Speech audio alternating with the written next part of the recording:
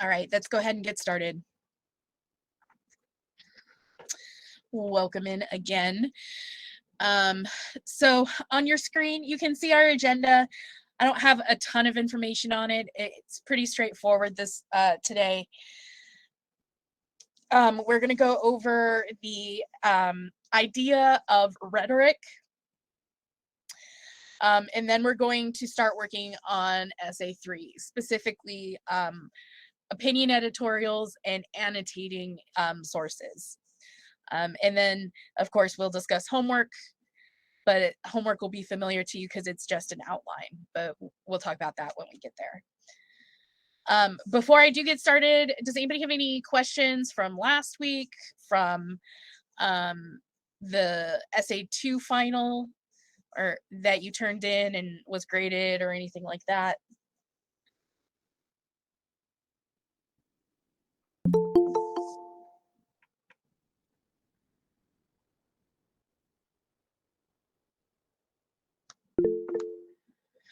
Yes, Tiana.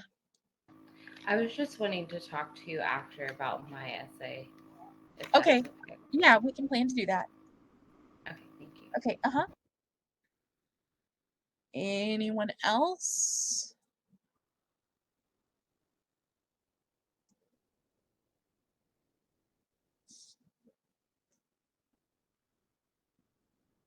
All right.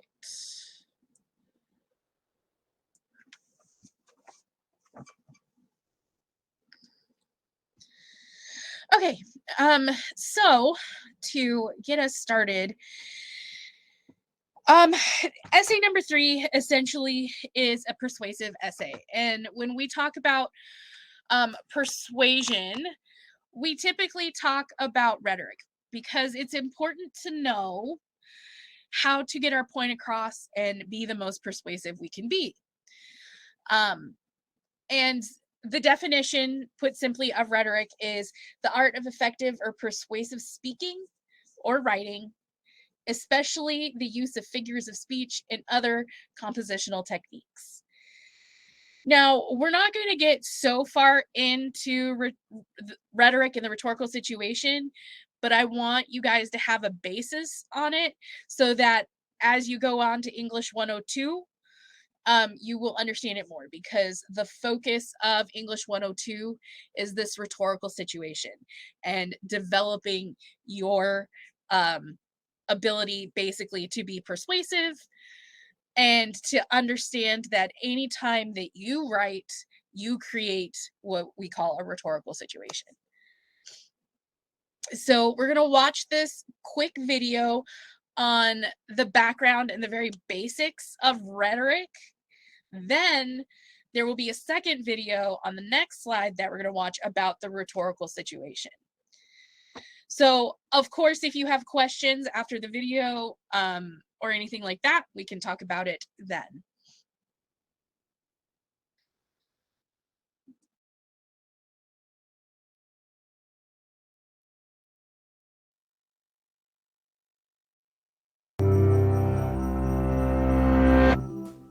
How do you get what you want using just your words? Aristotle set out to answer exactly that question over 2,000 years ago with a treatise on rhetoric. Rhetoric, according to Aristotle, is the art of seeing the available means of persuasion. And today we apply it to any form of communication. Aristotle focused on oration, though, and he described 3 types of persuasive speech. Forensic or judicial rhetoric establishes facts and judgments about the past, similar to detectives at a crime scene. Epidictic or demonstrative rhetoric makes a proclamation about the present situation, as in wedding speeches.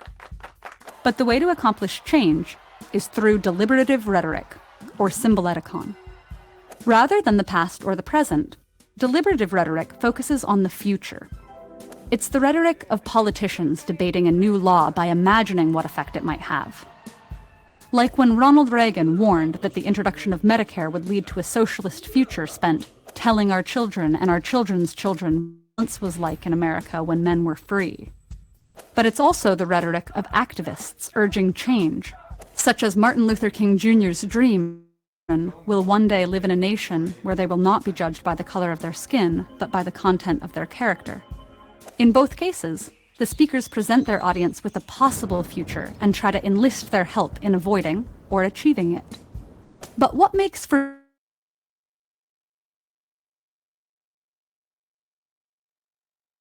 appeals? Ethos, logos, and pathos. Ethos is how you convince an audience of your credibility. Winston Churchill began his 1941 address to the US Congress by declaring, "I have been in full harmony all my life with the tides which have flowed on both sides of the Atlantic against privilege and monopoly," thus highlighting his virtue as someone committed to democracy. Much earlier, in his defense of the poet Archias, Roman consul Cicero appealed to his own practical wisdom and expertise as a politician. Drawn from my study of the liberal sciences and from that careful training to which I admit that at no part of my life I have ever been disinclined. And finally, you can demonstrate disinterest, or that you're not motivated by personal gain. Logos is the use of logic and reason. This method can employ rhetorical devices such as analogies, examples, and citations of research or statistics. But it's not just facts and figures.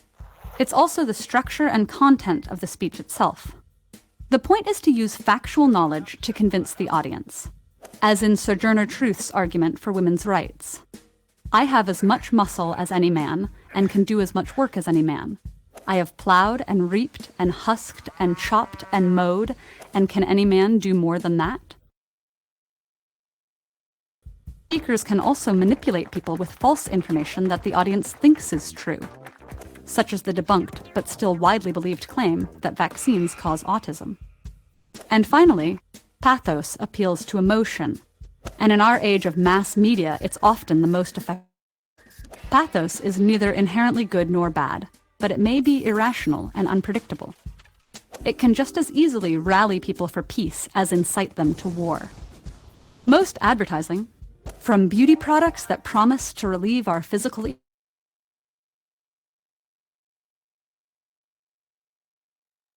Aristotle's rhetorical appeals still remain powerful tools today.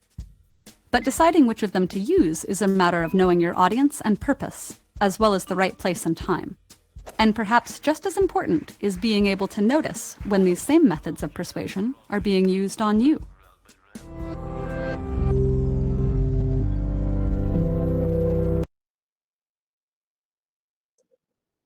All right. So the main points that I want you to take away from that short video was ethos, pathos, and logos. Those are the three main rhetorical appeals or devices that we use in persuasive arguments. Whether you knew that or not, you use those. Ethos focuses on establishing credibility of the author or speaker. Pathos is all about establishing an emotional connection.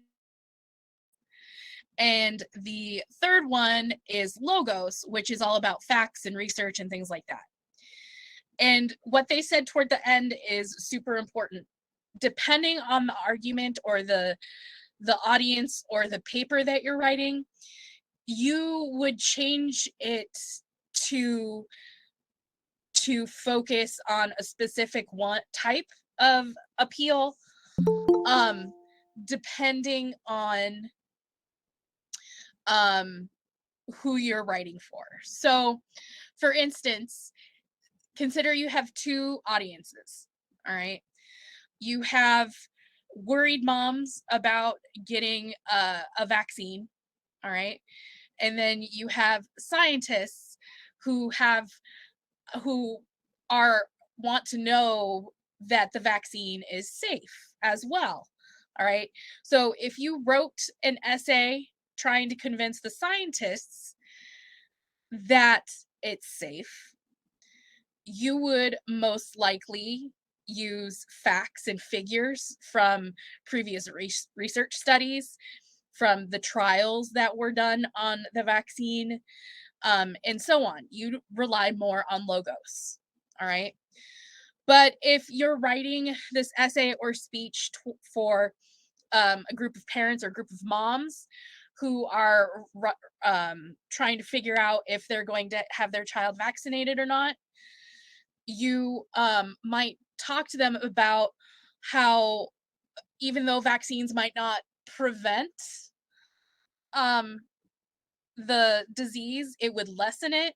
So it would help your child, which is more about pathos, because it's relying on the emotional. Because it's very easy to connect emotionally with a new mom trying to decide if she's going to vaccinate her child. And in a good argument, you use all three of them. All right. But it depends on the audience and what audience you're going to be presenting to decide which type to focus on more. For our purposes for this essay 3, we're going to focus most on logos because we're using sources and information to back up our claims. And you're writing for me too. So I am like the scientist more than the mom trying to figure out if I'm going to vaccinate my kids, as an example. All right. Any questions about that before we move on?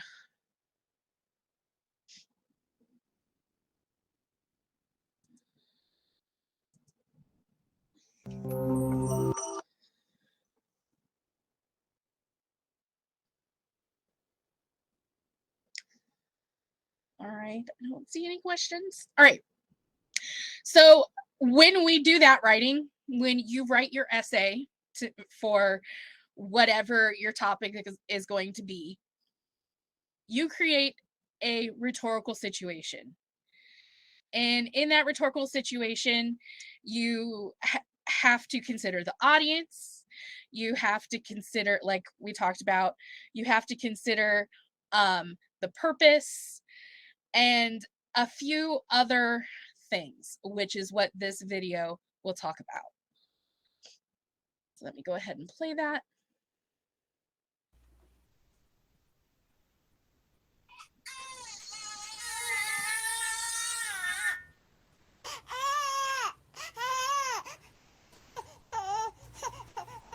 When we are born, we are endowed with a limited range of communication styles to express our wants, our needs, desires, surprise, etc. As we grow, we begin to grasp with more visual and verbal cues that help us to not only more effectively communicate with those around us, but also understand the complexity, subtlety, and interconnectedness between words, actions, and emotions within our dominant culture. We form our own communication styles while learning to fluidly adapt between a variety of contexts. For example, the way you answer the phone undoubtedly shifts based on who you see on the caller ID. Hello, what do you want? Likewise, your demeanor in a formal setting likely looks different from your demeanor in an informal setting. And this is only the beginning of our relationship with what are called rhetorical situations. Let's take a minute to define what that means exactly. Rhetoric: the art or study of using language effectively and persuasively. Rhetorical situations are the various contexts you must take into account to effectively communicate a message. As popular fantasy writer Jim Butcher puts it, quote, "Writing, in its most essential sense, is an artificial means for getting thoughts and images which reside in your brain over to the person holding your book in the most effective and accurate fashion possible so that the reader will successfully translate your thoughts into their brain." So, in this sense, the art of communication, whether it be verbal, written, or visual, has 3 basic components: the communicator, the message, and a recipient. Hello, what do you want? And the communicator's goal is to get their message delivered to the recipient as efficiently as possible. But how do we do that? I mean, what are the best methods of communication? Well, this all depends on your goal, or purpose. as well as the audience you're trying to communicate to. These elements will impact your other choices, such as tone, the genre that you work within, and your delivery method. For example, let's say you're a pediatrician and you've worked with a group of your colleagues to conduct a meta-analysis of parenting techniques to see which one produces the best outcomes. Finally, after decades of research, complex cross-examinations of all the various studies out there, the data is in. The elusive parenting style most proven to increase the odds for a child's success and happiness in life. Now what? Well, you have to get the information out there. Easy, right? You've already got a peer-reviewed paper. You could publish it in a peer-reviewed journal and distribute it to your colleagues. This could inform other experts who could then disseminate this vital information when giving prenatal advice to their patients. Or you could cut out the middleman and go directly to the audience you're looking to reach, the parents themselves. However, an academic journal could be problematic in effectively reaching that audience. Since most parents aren't pediatricians, they might not understand any of the technical jargon you're familiar with, or how to read the graphs and tables you've included. Plus, academic journal articles are really long and kind of boring.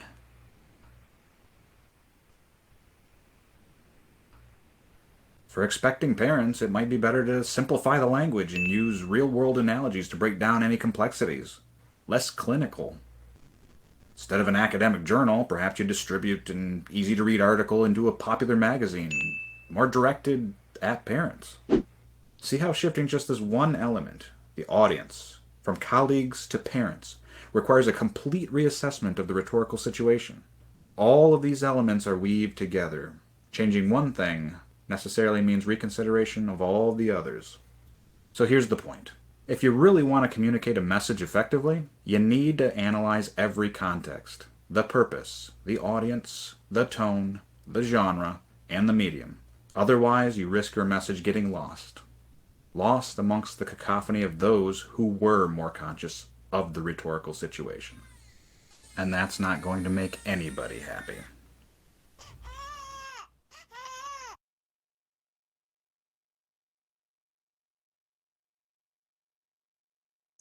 All right. So that is the rhetorical situation a little bit more in depth. And again, the big part of that is if you change one of those elements of the rhetorical situation, then all the rest is going to change as well, especially with audience. Do you have any questions from the video?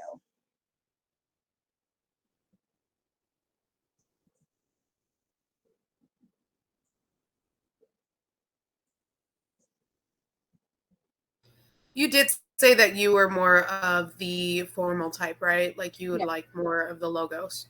Yeah, anytime you write for a professor for this type of paper, it would be formal. The only difference would be, I don't know, it depends on your English 102 professor. But one of the assignments that a lot of us do, you get to choose your audience.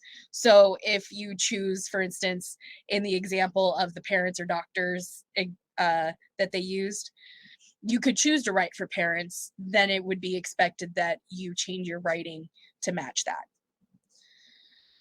But for this class, you're writing to me, so it should be formal and academic. Could you imagine grading all those papers? You have 20 students writing from different kinds of, like you have to look at them from different perspectives. Gosh. I've done it. Trust me. Yeah. I'm looking forward to that in spring because I have 102 in spring. So we'll see. Yikes. Good luck. Yeah. Anyway, any other questions about that? Move on. Thank you.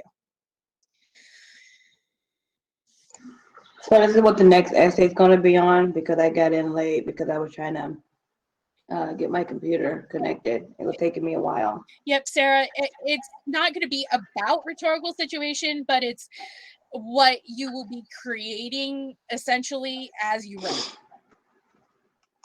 Okay. Okay. Okay. So this is directly from Canvas that I had you read over.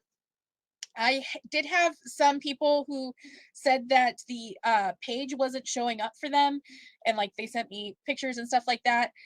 Daisy was one of them.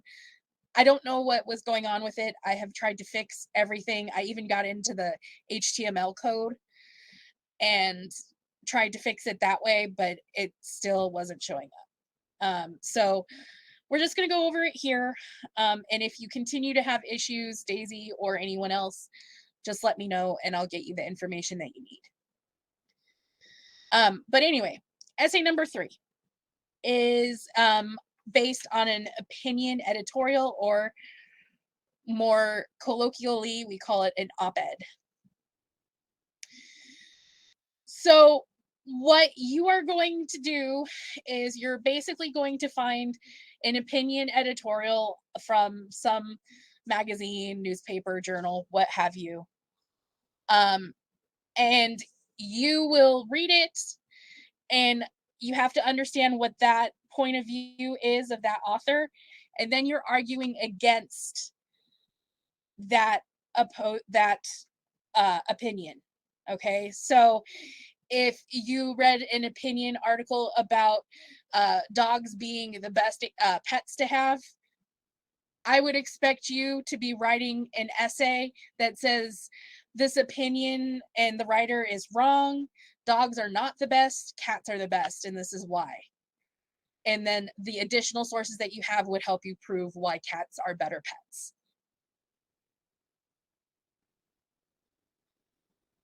All right.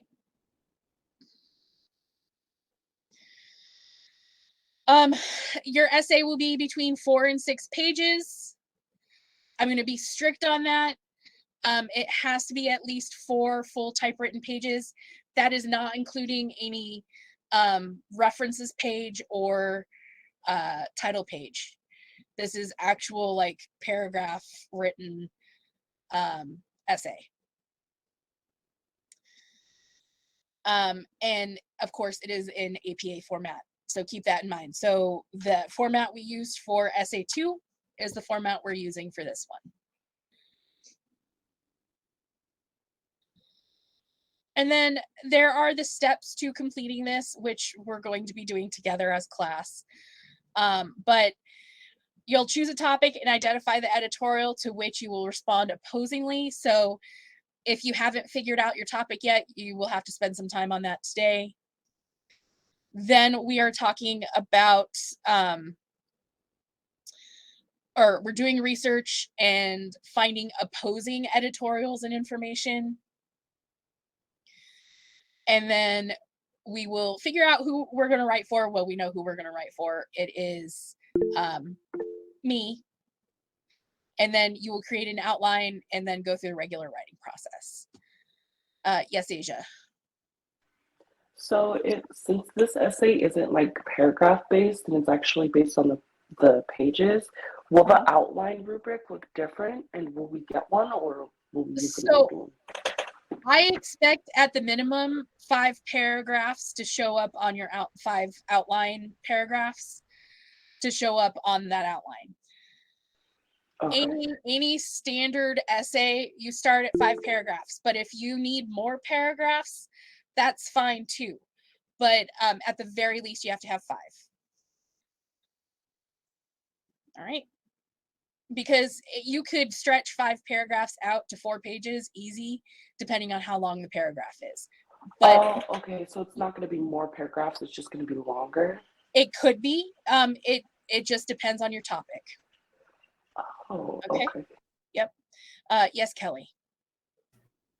So my question is about the quoting and citing.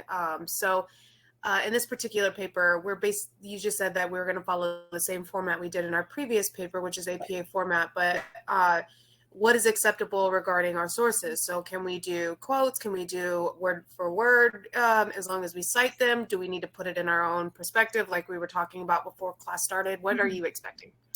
I am expecting a combination of all of them. I don't want everyone to just rely on quotes, because that doesn't tell me that you fully understand the argument. You're just putting the quote in. Obviously, analysis helps after that. But as I was telling Kelly before class started, when you get into English 102, we try and limit the amount of direct quotations, and we try to stick to paraphrasing and summarizing more, because that shows that you have done that synthesis of information. So as far as this essay goes, I would keep it equal across the board. There's not more of one than the other. But if you have more than maybe 3 quotes, I would suggest going back and seeing how you can reword it in a paraphrase or summary. Does that make sense? That was perfect. Thank you. Perfect. Okay. All right.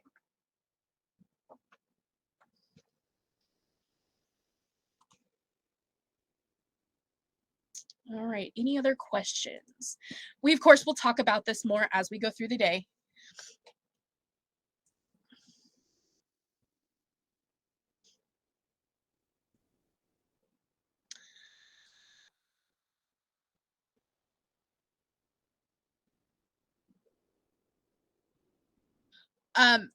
So Roger, that 4 sources was that was in the assignment on Canvas was incorrect. You need at least 3 sources. One source is the originating source, so what you are arguing against. The other 2 sources are informational sources that will help you prove your opinion, which is going against. I'm sorry, can you repeat that? Okay, so, all right, awesome. So 3 sources. The original source is the opinion editorial that you originally read and you disagree with. All right. So in order to, if we use the dog and cat example again, if you're trying to prove that cats are actually better than dogs, I would expect a couple informational articles for the additional sources on cats as pets. All right. And that information can be used then for you to give your opinion and solidify your opinion as being a better and truer representation of the argument. Okay, thank you. Okay. Yes, Asia. So additionally, on top of having to quote and cite the essay that we read, we have to also have outside sources. Yes, correct. Okay. For this essay, at least 3 sources.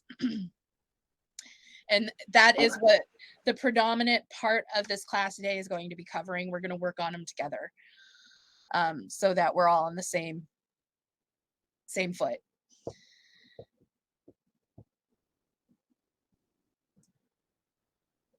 All right. Anyone else?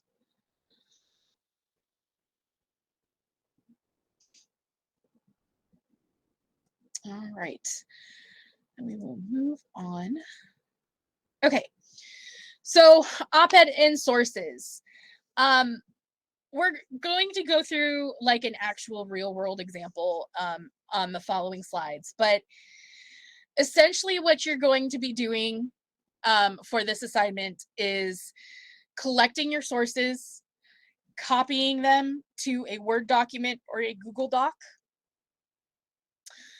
and then annotating them for information. So if you're arguing that cats are better pets, on those additional sources, you're going through and just recording main ideas, important information that you believe might help you prove your point in your essay.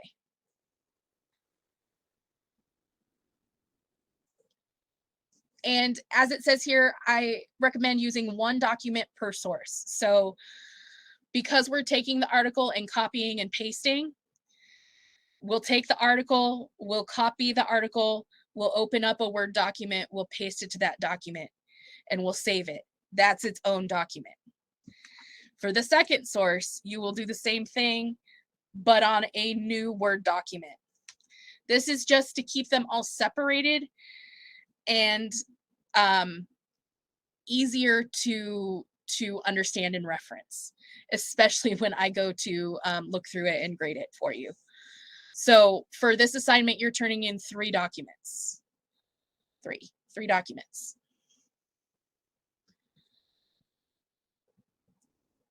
All right. So we're going to start with an example. All right. So this week was the funeral of Queen Elizabeth II. So I just chose her as an example because there's tons of information and stories out there that's present that we can use. So I was reading the New York, I really wasn't, but I looked this up. You're reading the New York Times and you get to the opinion section and you find this article, all right, how Queen Elizabeth II embodied the myth of the good monarch. So the actual New York Times article is this link, or you can go to the Google Docs link that I created with it. But I'm going to go ahead and open that up. All right, so this is the article. We know it's an opinion. It says opinion up here. But essentially, the article is talking about how Queen Elizabeth was a wonderful monarch. She did her duty. She was very good. All right. I'm not saying I agree with this. This is just an example. My opinion then would be arguing that she wasn't the best monarch. And these are the reasons why. All right. But this is what the whole argument hinges on. Basically, you're disproving that Queen Elizabeth did not embody the myth of the good monarch. So, your very first, excuse me, the very first thing you have to do, you need source number 1. This is source number 1. So, you will copy and paste literally. I know that they tell you don't do this because it's bad. But as long as you don't go and resell it or pass it off as your own information, then it's not plagiarism. You're fine. All right. So, if there are like ads and stuff like this here, you will want to copy and paste in sections just so that all of that information doesn't end up on it. In the slides, the Google Doc, the PDF looks like this. So this kind of translates a little bit easier, but you still have to get it onto an editable document. So you would highlight all of it and you would copy it. Sorry, I didn't realize it wasn't showing. There you go. Copy it, and then you have to choose whether you're going to do this on Google Documents or if you're going to do this on Word. I will show you Word just because it's a more powerful program, but I am fine if you use Google Docs for this assignment as well. So let me switch our screen. Word.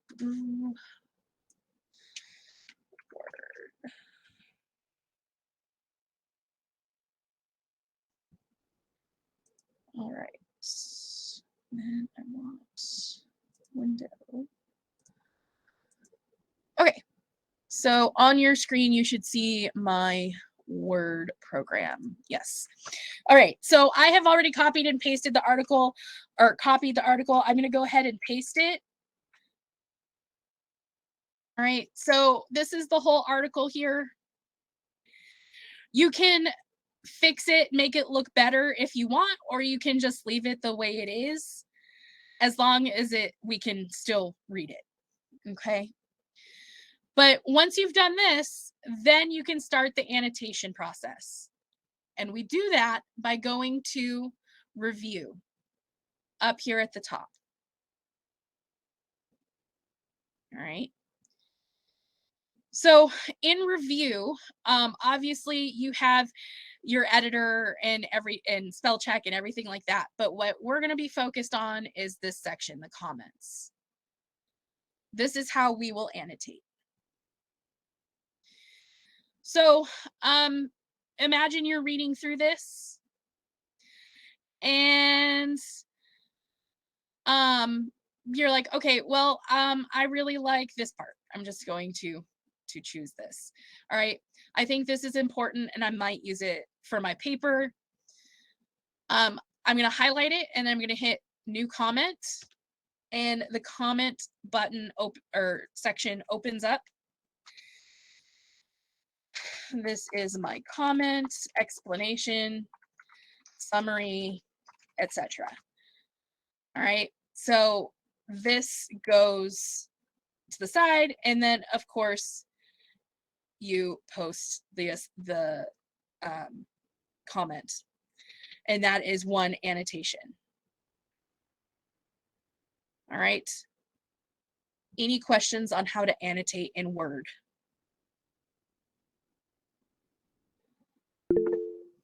Yes, Nina. Sorry, I'm a little bit sick. It's okay. Would you be able to show like an example on Word, because I use Word. Docs most of the time. Yeah, I'll show docs too. Okay, thanks. Amy, is it a cold? I hope it's just a cold. I hope so too, but my brother has COVID, so I don't know. You need to test to make sure. I know I am. Okay. All right. Yeah, COVID's not fun. I had it at the end of July, so. Anyway, so this is using Word. Anybody else have questions with Word?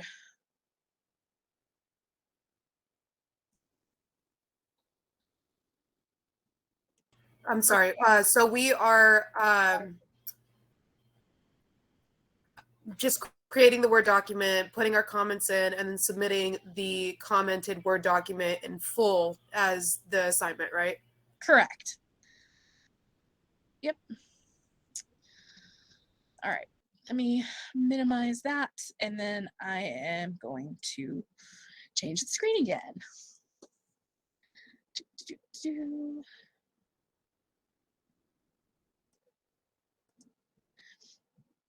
All right, so Nina requested that I show this on Google Docs. So give me 1 second to open that up.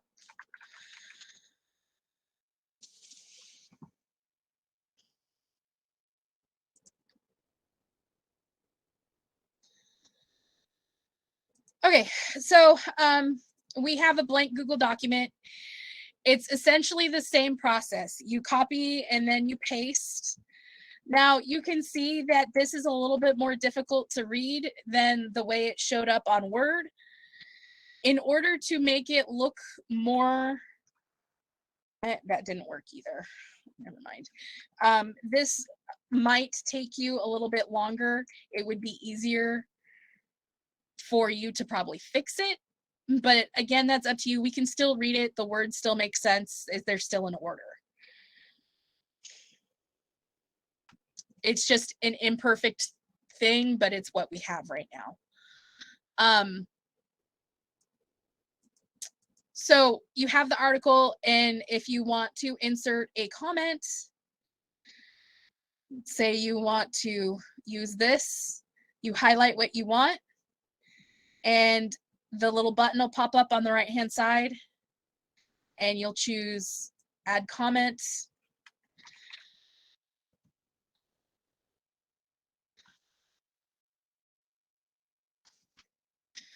All right, and then you hit comment. And that is how you do your annotations on Google. The only thing with Google Documents, if you downloaded it, these annotations don't show up. All right, so in order for me to grade this assignment for you, you would have to turn in a shared link to this document for me to be able to read it. That is the only thing that you need to be aware of. You cannot turn in a downloaded version. You have to share the link to the document so that I can read it.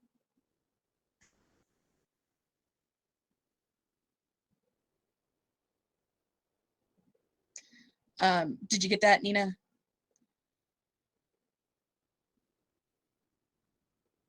Yeah, thank you. All right. Anybody have any other Google Doc questions? For those of you who aren't sure about how to share, you come up here to share up in the right-hand side. We have to name it. I forgot to name it. All right, but you'll change the restricted to anyone with the link, and then copy the link and turn in the link or links, because you're going to have 3 of them at least, to me.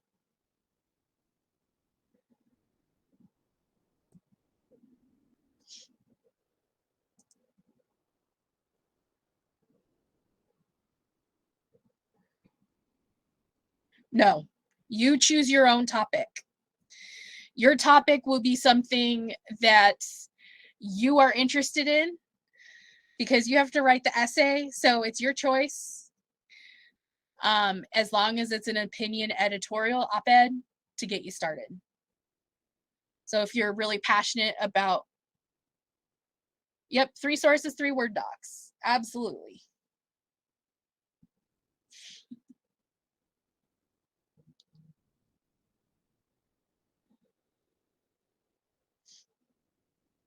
But anyway, if you're really passionate about stopping climate change because Arizona or Phoenix is getting super hot in the summers, more than usual, you could find an opinion editorial that's saying that climate change isn't an issue, but then you would argue that climate change is. I mean, if you really think about it, all these writing assignments is what we do on a daily basis within communication with one another. We're just putting everything down on paper. Exactly. Exactly.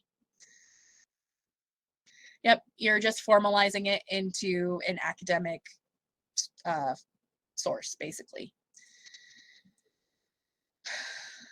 All right, let's go back to this.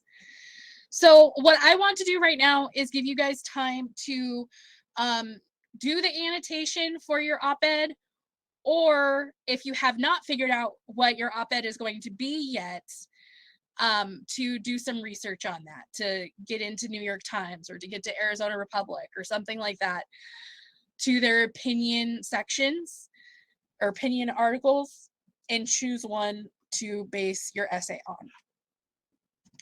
All right. So I think I'm going to give you, let's see, I'm going to give you about 25 minutes. So 9:15 is when we'll come back. So if you already know the editorial that you're going to use, you can annotate and get that done. If you're not sure, then you can do the research to find the editorial now. All right. Any questions before I set you free to work?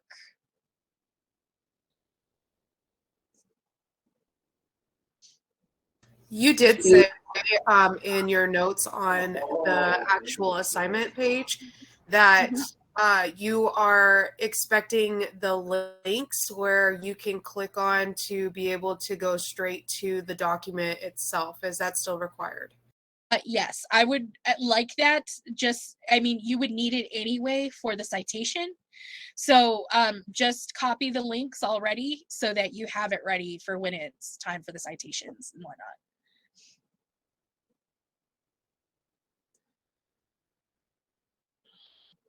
Sarah, did you have a question?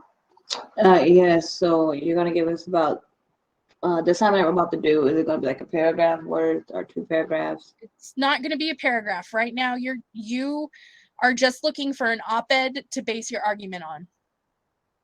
Okay. Okay? Thank you. Okay. Yeah, so you're just doing research right now if you haven't found that opinion editorial yet. All right. Everyone else is doing their annotations on their op-ed. All right, I'm going to go ahead and I'll put a timer on the screen so you're aware of how much time we have left.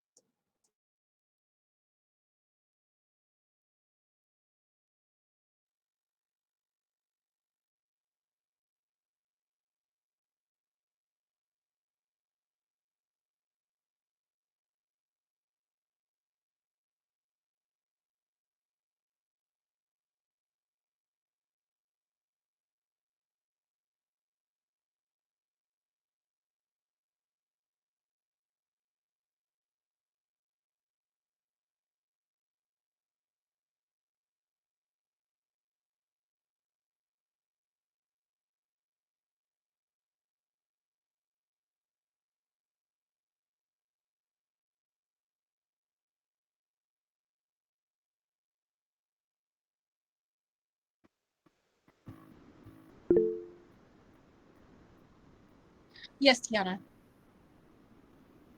Do you want this to be like a controversial topic, or are you trying to keep it like, I don't It can know, be like, controversial. Controversy is great. It okay. allows us to make a more pointed opinion. Okay, and we're doing peer reviews on this one too? We are. Yep. Okay. Okay. Okay. Thank you.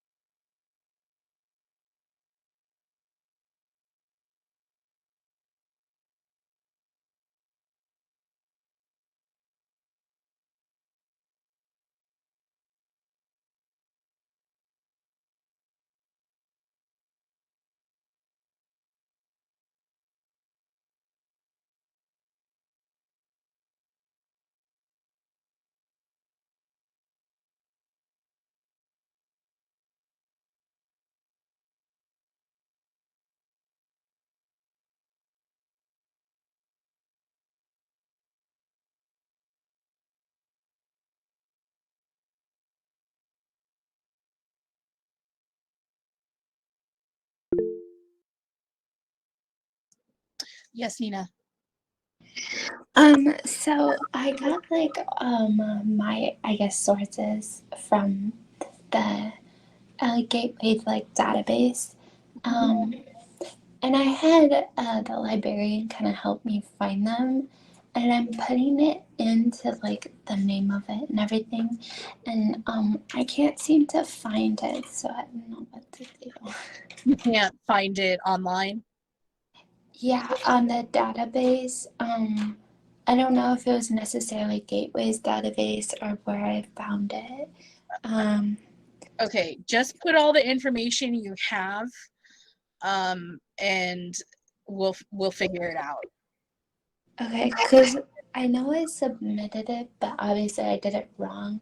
I did it how we did it with the first or the second essay, sorry. With like the author, the name, and all of that stuff. Yeah. So that's what I did. And I'm just trying to find it so I can annotate it, but I can't find it. Okay. You mean you can't find the document? Right, yeah. It's the Okay. So go to the assignment and you can download the assignment. how do I do that? My view will be different than yours, but I'll try and show you. Let me share the screen. So, if you're in your module, the sources with the annotations, you would click on it. And is there a download over here on the right-hand side?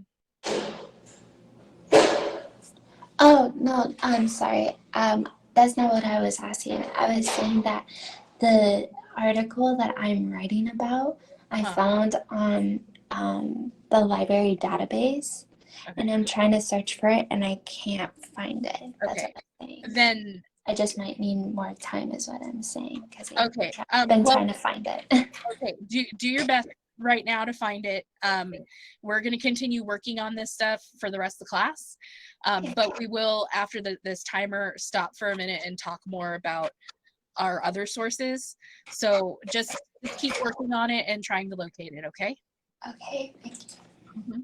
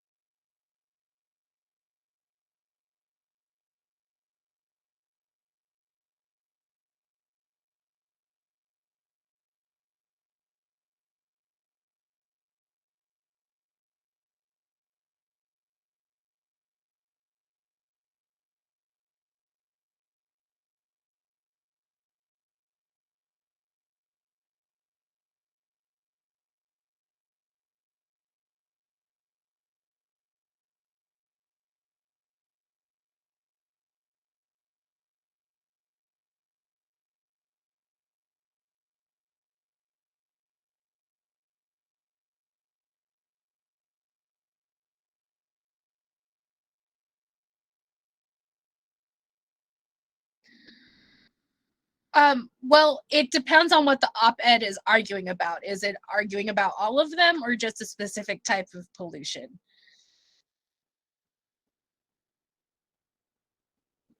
All of them. I would look at it generally then, just like the op-ed did. So I would touch a little bit on all of them.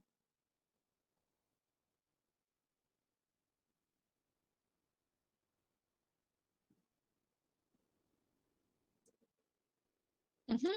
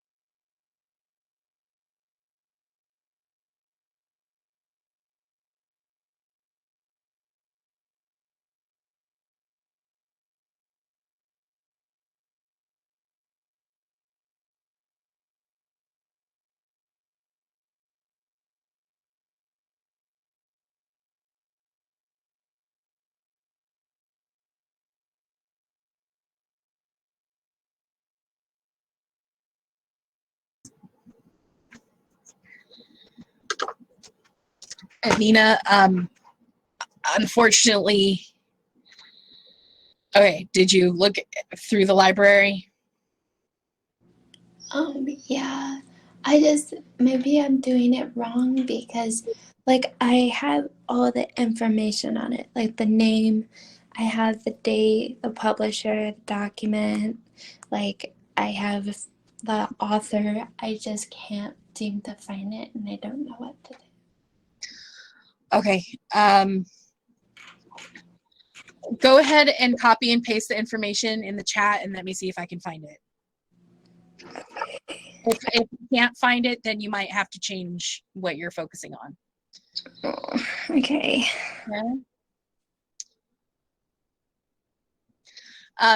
Word of warning, so that there's any issue like Nina had, always download the articles when you find them because they're impossible to find again.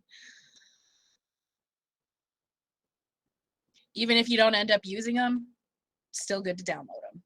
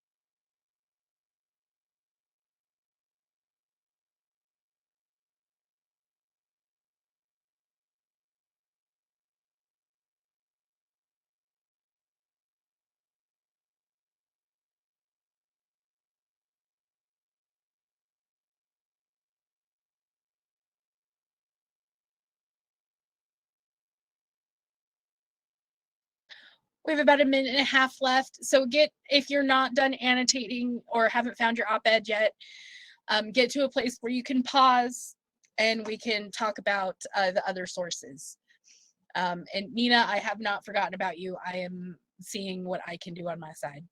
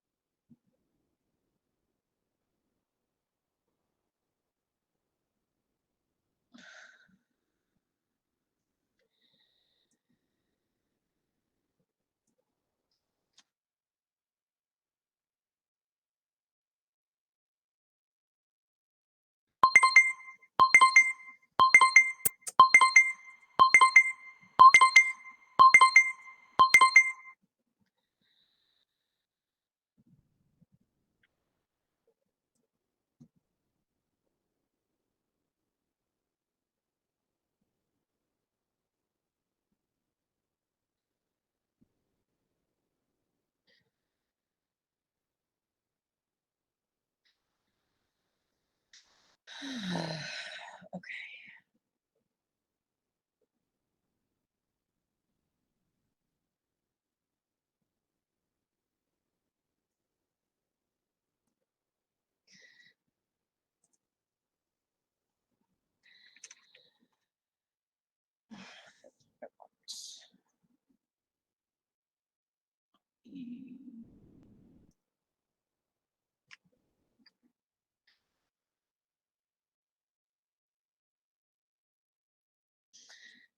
Nina, that is your first article.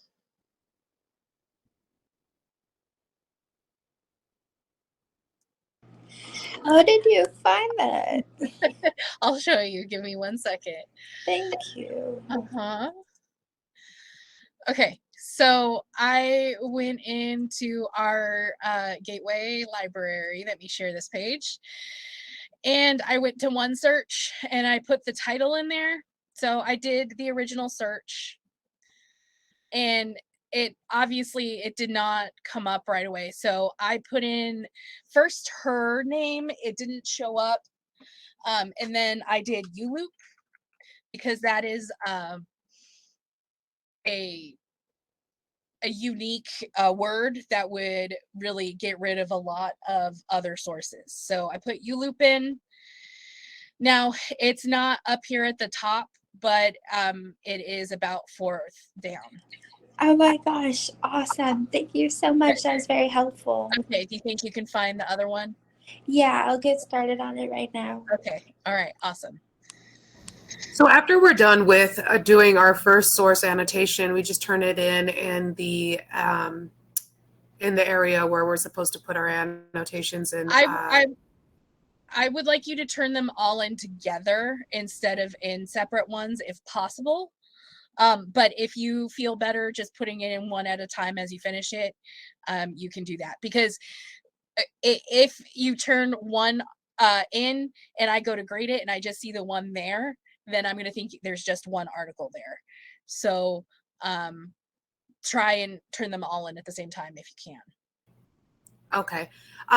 Is it okay? I just added mine because I had already done annotations. And then now that you've explained in depth a little bit more what you're looking for, I just replaced the one that I had in there with my first source just so I had something in there because it won't allow me to delete what I previously submitted.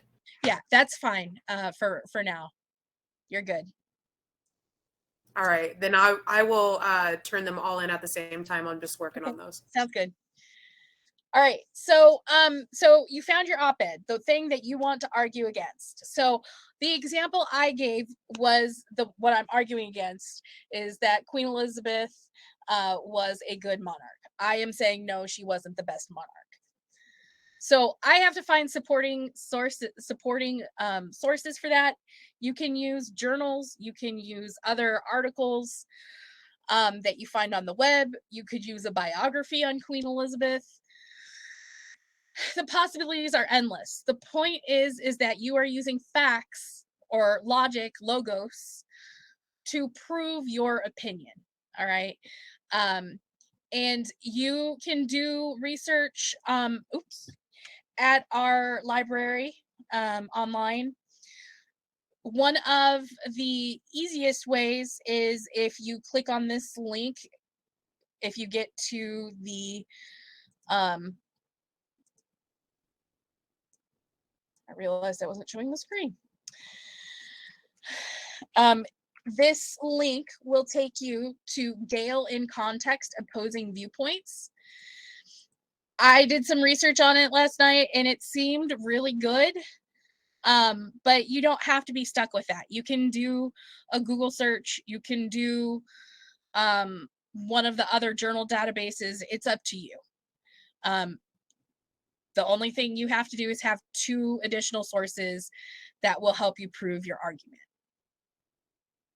And these are, again, examples.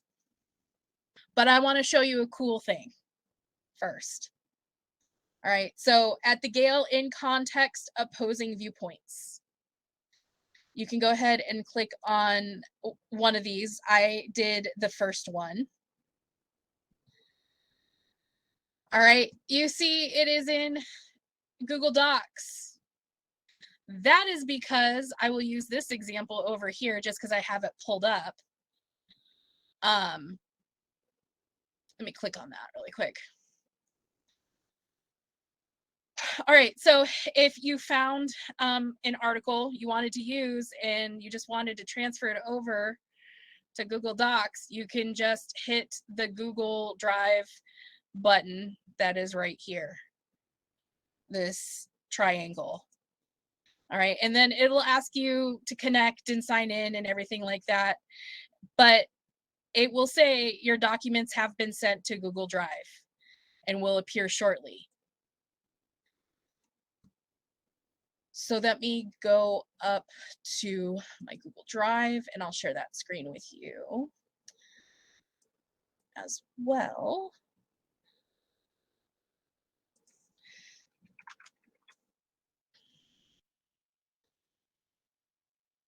All right, so I copied this over to Google Docs.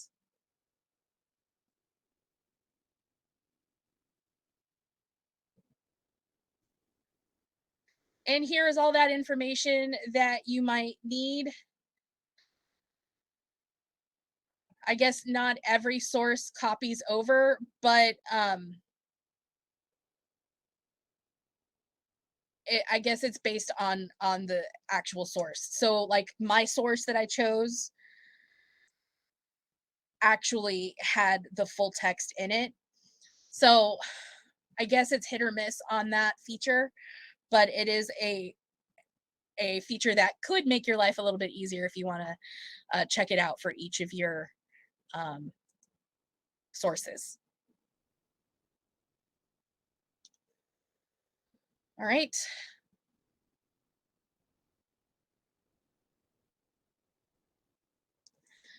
So essentially, I'm going to put in the chat source 1, op-ed, you will argue against source 2 and 3, informational sources to prove your.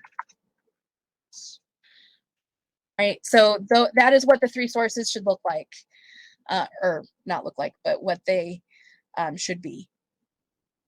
You can have more sources if you want, more of the informational sources. This is the minimum, okay? And you only have to turn in 3 for that grade. Any questions on the additional sources?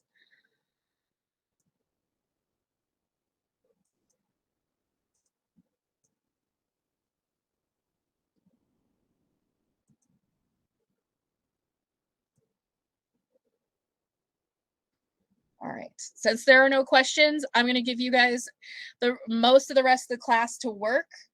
So that gives us, let's go to 10:15. Yep, 3 different documents. I have a quick question. So you are wanting us to also put the source in APA format in our sources or our annotations pages? You can do that now. I'm not requiring it right now. But if you just want to go ahead and make sure you have that citation done, and then you don't have to worry about it for the rest of the process. Okay. Yeah. Oh, you mean the format of the actual paper? No, I'm talking about, like, you know how we do our reference pages and stuff. You require us to put all the APA format of where we got that reference. Do you require that in our annotations page as well? No, I don't require that in that, but if you would like to put it, you can. Okay. Yeah.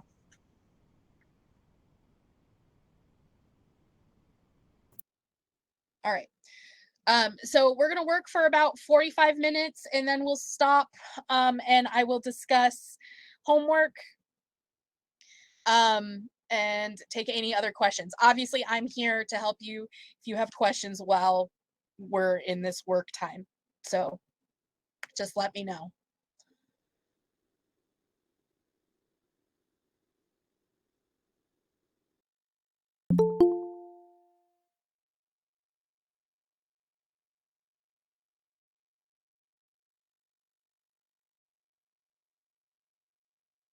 All right, the timer is on your screen. Again, we're shooting for about 10:15. And if you have questions, just let me know.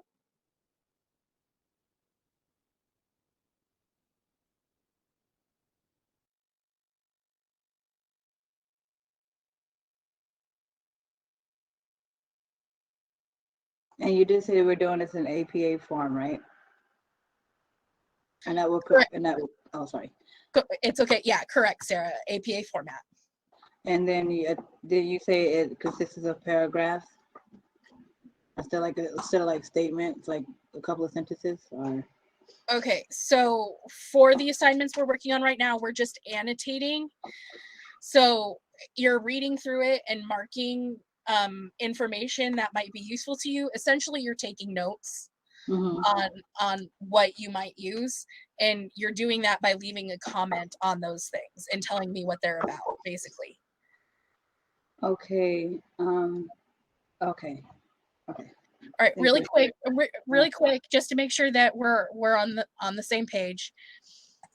So if you were using Google Docs, this is your op-ed that you're working on. If you want to leave a comment, what you're doing is you're highlighting the information that you would like to use. And then you are adding the comment here. Right. Okay. No, I'm saying, but like when you now, I guess not like the thing that we're doing now, but I mean like when you turn it in, like in general, wouldn't it be like that or no? Like, well, not for these assignments, but for when we get to the essay, yes, it needs to be in paragraphs. That's okay. I think that's what I was asking. I was combining the two. Okay. Okay. Thank you. How to share it. Okay, Amal. When you are in Google Docs, up here on the right-hand side, up at the top, you're going to click share. And then you'll choose under general access, go to choose anyone with the link. And then copy the link, and then you will post the link to the assignment for me to grade.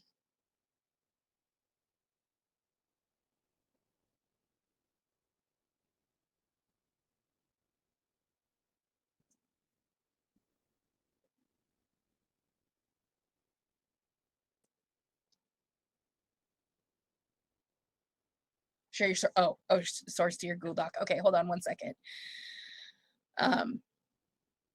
So if you, not every journal will allow it, but if your journal does allow it, so for instance,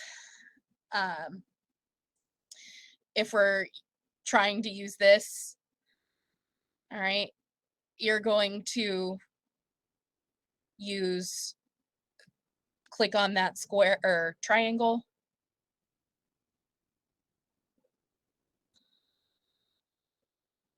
And it'll say it's been sent to Google Drive. And then to get into Google Drive, it's just drive.google.com if you're not sure.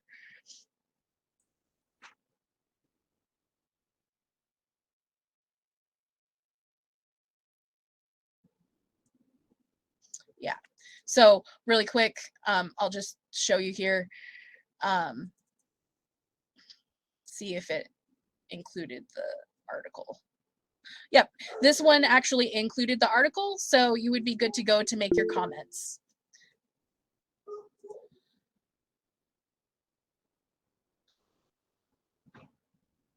Yes, Kelly. So I've come across one of my articles that I'm arguing against. I have to cite the paragraphs because there's no pages, and if there's a few sentences separate that are standalone sentences between paragraphs, I'm just counting the paragraphs, right? I'm not counting the sentences as paragraphs. Correct. Okay, thank you. Yeah.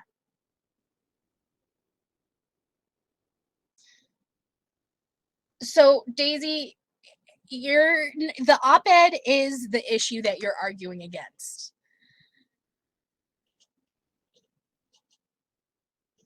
So if you found an op-ed that is against, I know this is a hot button issue, against abortion, all right? But you are pro-choice. All right. You would find then two sources and write the essay you're writing is your own opinion editorial on why uh, everyone should be allowed choice.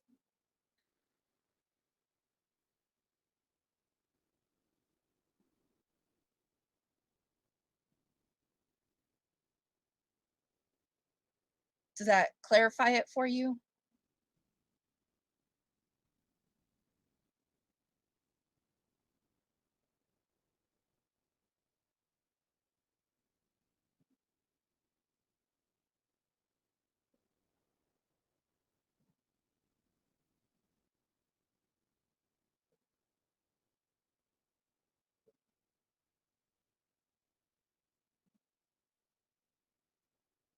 That's okay.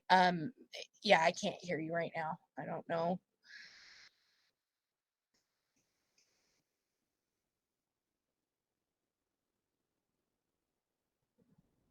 All right. If that clarifies it, then go ahead. Oh, she's coming back in. Okay.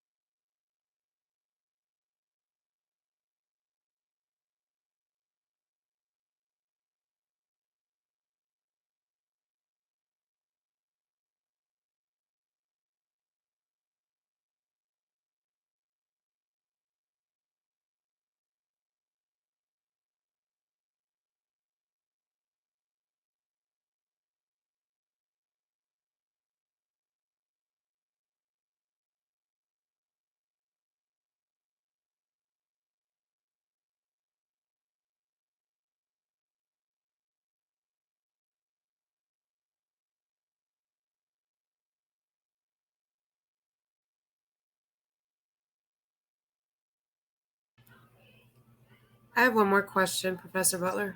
Okay, go ahead. So when we are citing a research paper or when we're using a research paper, do we have to include, I remember you saying we don't have to include their sources, but in this paper, are you requiring it?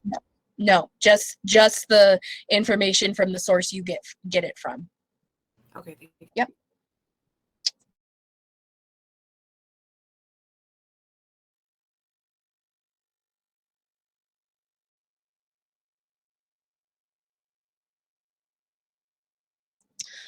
I will be right back. I'll let you know when I return.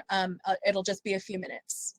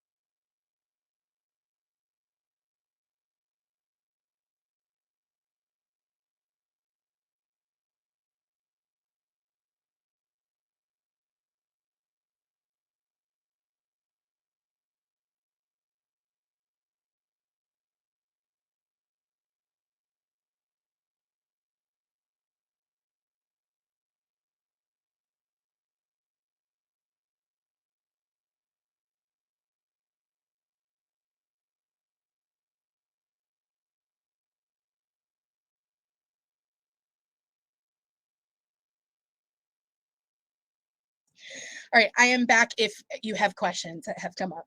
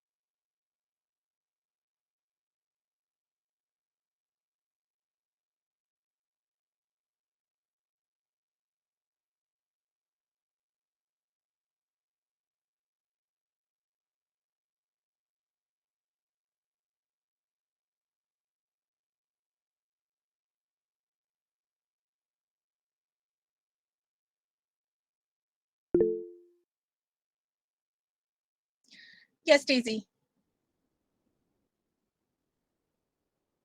Hi, can you hear me? Yep, I can hear you. Okay, finally.